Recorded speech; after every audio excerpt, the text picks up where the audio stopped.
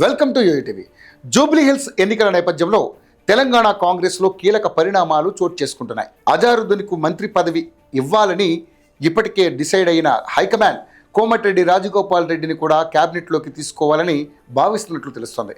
తద్వారా ఎన్నికలకు ముందు ఆయనకు ఇచ్చిన హామీని నెరవేర్చుకోవాలని పార్టీ ఆలోచిస్తున్నట్లుగా సమాచారం. కొన్ని రోజులుగా ఆయన వ్యక్తం చేస్తున్న అసంతృప్తిని చల్లార్చినట్లు అవుతుందని కూడా పార్టీ పెద్దలు అనుకుంటున్నట్లుగా వార్తలు వస్తున్నాయి.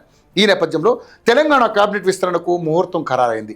మాజీ ఎంపీ అజారుద్దీన్ను మంత్రివర్గంలోకి తీసుకురావాలని సీఎం రేవంత్ రెడ్డి కాంగ్రెస్ హైకమాండ్ నిర్ణయించింది. దీంతో ఆయన మంత్రిగా ప్రమాణ స్వీకారం చేయనున్నట్లు సచివాలయ వర్గాల్లో ప్రచారం జరుగుతోంది. తెలంగాణ కేబినెట్లో ప్రస్తుతం మైనార్టీలు ఎవరూ లేరు. దీంతో మైనార్టీ వర్గాల నుంచి ఒకరిని మంత్రివర్గంలోకి తీసుకోవాలని ఎప్పటి నుంచో సీఎం రేవంత్ రెడ్డి భావిస్తున్నారు. ఎవరిని తీసుకోవాలి అన్న అంశంపై ఏకాభిప్రాయానికి రాకపోవడంతో ఇంతవరకు ఆ అంశం పెండింగ్లో ఉంటూ వచ్చింది. మాజీ మంత్రి షబ్బీర్ అలీ, ఫిరోజ్ ఖాన్, అజారుద్దీన్ తదితరులు క్యాబినెట్లో చోటు కోసం పోటీ పడ్డారు. జూబ్లీ హిల్స్ ఎన్నికల నేపథ్యంలో గతంలో అక్కడ పోటీ చేసి స్వల్ప తేడాతో ఓటమి పాలైన అజారుద్దీన్ వైపు కాంగ్రెస్ హైకమాండ్ మొగ్గు చూపినట్లుగా తెలుస్తోంది. జూబ్లీ హిల్స్లో 1,00,000కు పైగా ముస్లింల ఓట్లు ఉన్నాయి. త్వరలో స్థానిక సంస్థల ఎన్నికలు కూడా వచ్చే అవకాశం ఉంది. ఈ నేపథ్యంలో అజారుద్దీన్ను మంత్రివర్గంలోకి తీసుకుంటే కలిసి వస్తుందని కాంగ్రెస్ పార్టీ భావిస్తోంది.